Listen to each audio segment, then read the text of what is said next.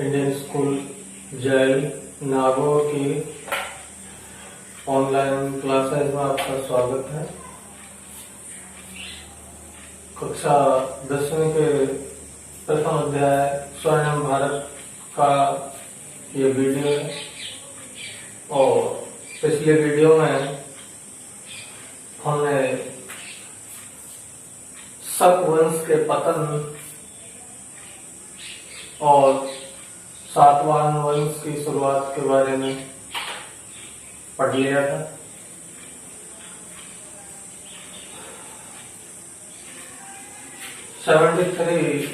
ईस्वी के आसपास भारत में शकों का अधिकार स्थापित हो गया और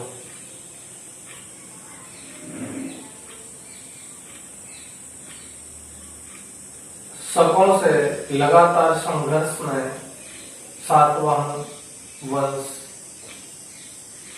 जुड़ा रहा। सातवाहन वंश के शक्तिशाली शासकों ने शकों को मध्य भारत से आगे तक खदेड़ दिया। शकों की एक शाखा गांधार क्षेत्र की ओर चली गई। उत्तर पश्चिमी उत्तर प्रदेश की ओर एक शाखा और कुछ उसके शासक महाराष्ट्र तक खदेड़ दिए गए।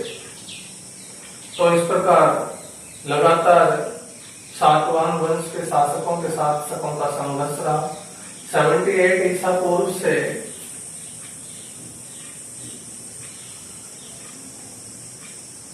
78 ईसा पूर्व में भारत आ चुके थे शक और 305 ईस्वी में शक वंश का पतन हो गया।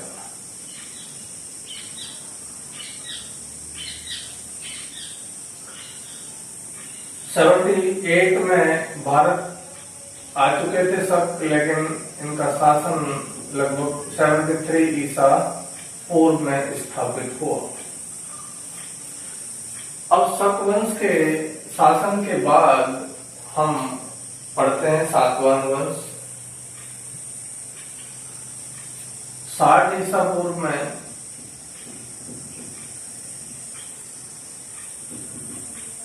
सिमुक नामक व्यक्ति ने इस वंश की स्थापना की। आज का आंध्र प्रदेश, कुछ छत्तीसगढ़ का हिस्सा, कुछ उड़ीसा का हिस्सा, आंध्र प्रदेश और उसके आसपास के इलाके जो गोदावरी और कृष्णा नदियों के उपजाऊ भूमि के क्षेत्र थे, उन कृष्णा और गोदावरी नदियों के उपजाऊ क्षेत्र में सिमुक नाम के व्यक्ति ने सातवाहन वंश की स्थापना की। 60 ईसा पूर्व से लगभग 37 ईसा पूर्व तक सिमुक ने शासन किया।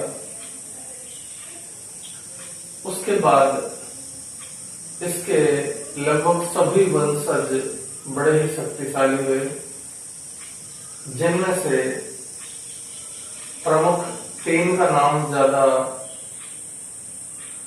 उल्लेखनीय है। सातकर्णी प्रथम, जिसने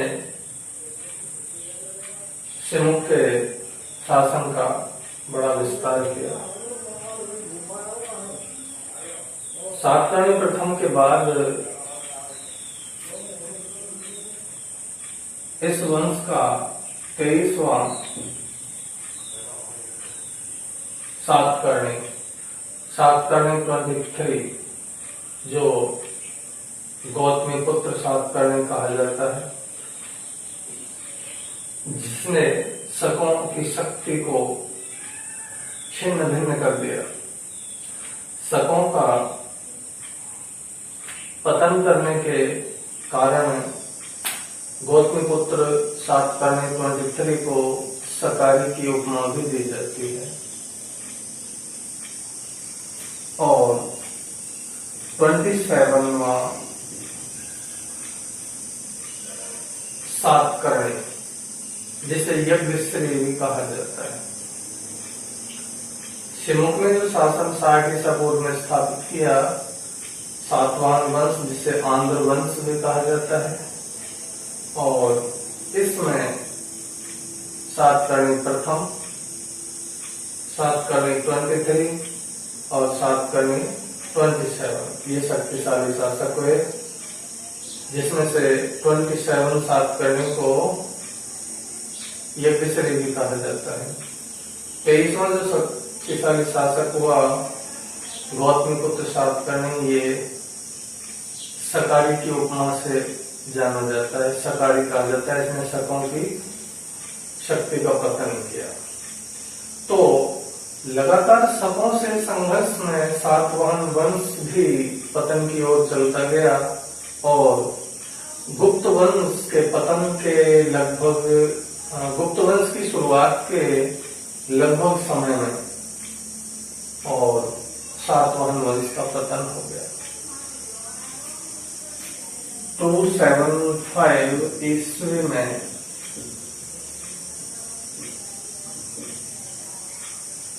गुप्त वंश की स्थापना हुई और लगभग 250 से 275 ईस्वी के मध्य सातवाहन वंश का सूर्य अस्त हो गया। तो 60 ईसा पूर्व से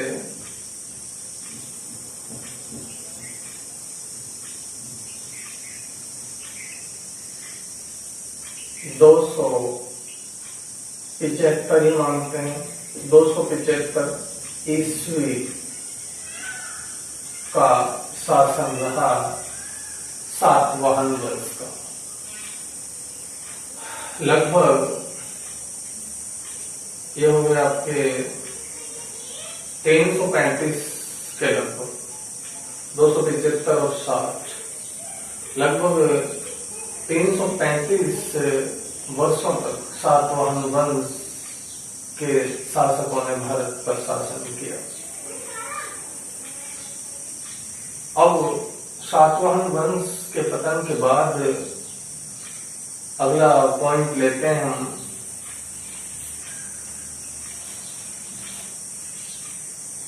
कुषाण वंश।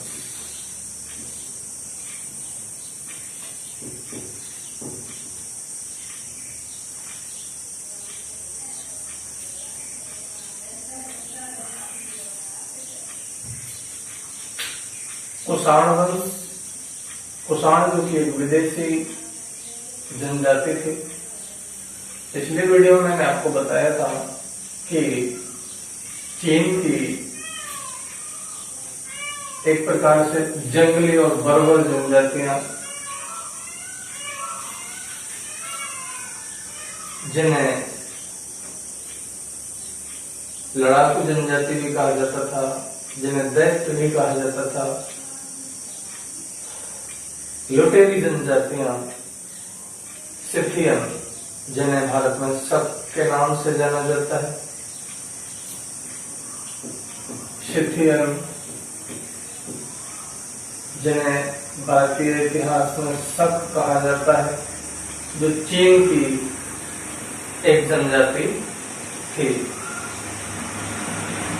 अब जो हम पढ़ने जा रहे हैं वो है कुषाण।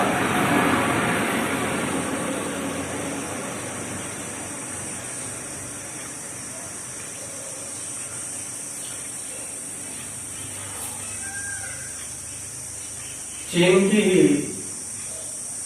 दूसरी जो बर्बर लड़ाकू जनजाति थी वो थी यूची या तोचेरियन।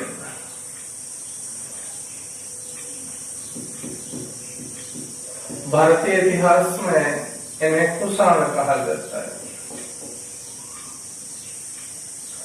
और तीसरी जो बर्बर जनजाति थी वो थी हंगलों। हंगलों को भारत में होड़ नामक विदेशी जनजाति का नाम दिया गया। शक के बारे में हम पढ़ चुके हैं। अब हम 2 नंबर पढ़ रहे हैं, जो विदेशी जनजाति थी भारत पर आक्रमण करने वाली कुषाण। मध्य पश्चिमी चीन से जो बर्बर जनजाति वहां के शासकों के द्वारा खदेड़ दी गई, वहां जो ये लूटपाट, हत्या, अपहरण, मारपीट करते थे, तो शासक की सेना ने इनको मार मार के खदेड़ा वहां से। ऐसे ही सिथियन को खदेड़ा, शकों को, तो वो वहां से भागते फिरते शासन लूटपाट करते पश्चिमी एशिया से होते हुए और भारत की ओर आए। ठीक उसी प्रकार कुषाण भी 5 शाखाओं में बट गए। यूचिया तोतेरियन जो जनजाति थी वो 5 शाखाओं में बट गई। उसकी एक शाखा भारत आई। एक शाखा का जो सरदार था उसका नाम कुषाण था।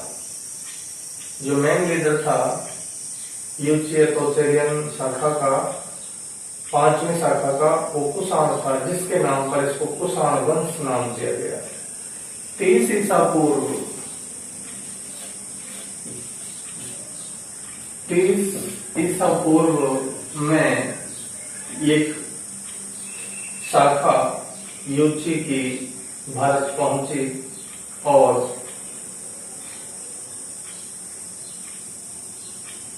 कुषाण वंश का संस्थापक माना जाता है। लेकिन कुषाण का जो अधिकांश समय था वो संघर्षों में गुजरा।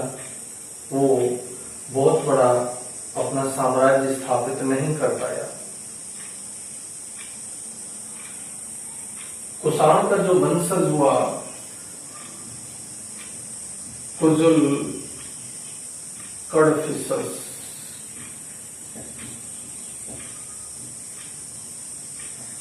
कुजुल कडफिसस को कुषाण वंश का वास्तविक स्थापक माना जाता है, क्योंकि कुषाण जो मेन सरदार था उसका जीवन संघर्षों में ही गुजरा।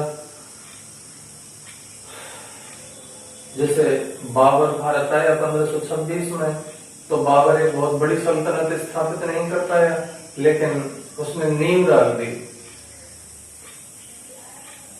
तो कुजुल कडफिसस ने हमारे सिलेबस के अनुसार कुजुल कडफिसस कुषाण वंश का संस्थापक बताया गया है। तो इसका शासनकाल 15 ईस्वी से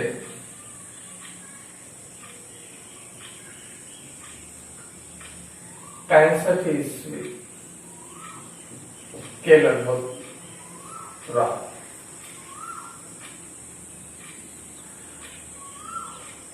पंद्रह से 65 ईस्वी के मध्य लगभग 50 वर्ष कुजुल कडफिसस ने शासन किया और एक बड़े कुषाण साम्राज्य की स्थापना कर डाली। ये कुषाण का वंशज था, कुषाण का उत्तराधिकारी था।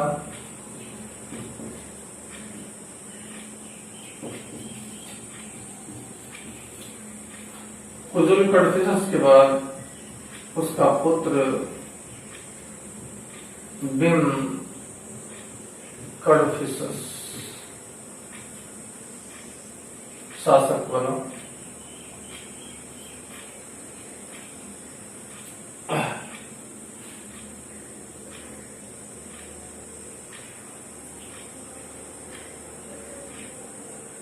इसका जो शासनकाल था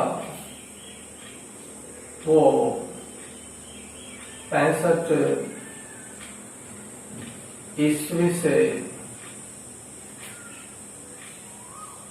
75 ईस्वी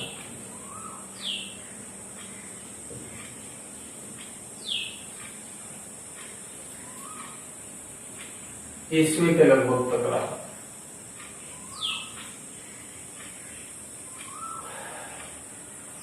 उसके बाद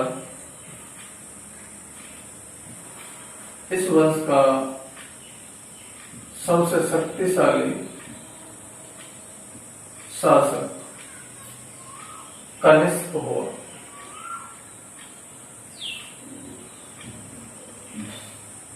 (75 ईस्वी के बाद कनिष्क कुषाण वंश का सबसे शक्तिशाली शासक हुआ। इसी कनिष्क के शासनकाल में चौथी बौद्ध संगीति का आयोजन हुआ। कनिष्क ने कश्मीर क्षेत्र को जीता, जहां उसने कनिष्कपुर नामक एक बड़े नगर की स्थापना की।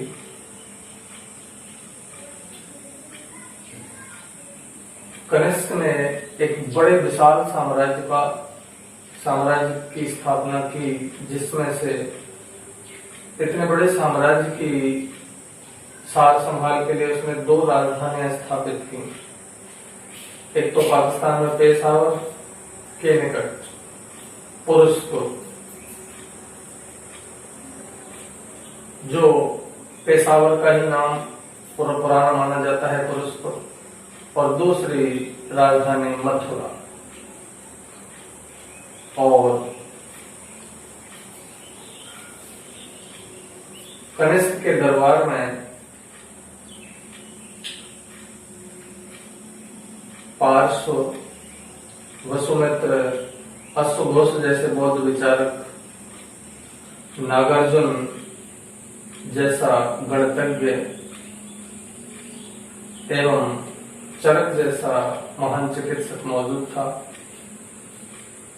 मथुरा के पास कुषाण की एक बड़ी सुडौल प्रतिमा पाई गई खुदाई में, जिसमें उसने एक लंबा चोगा पहन रखा है, जो इंडो ग्रीक शैली का नमूना है। वो मूर्ति कुषाण ने विभिन्न प्रकार के सिक्के भी प्रचलन में लाए, जिनसे तत्कालीन समय की शासन व्यवस्था के बारे में पता चलता है। कनिष्क के बाद जितने भी शासक हुए वो अयोग्य हुए। जो अयोग्य शासक कुषाण वंश की सत्ता को सतत नहीं रख पाए और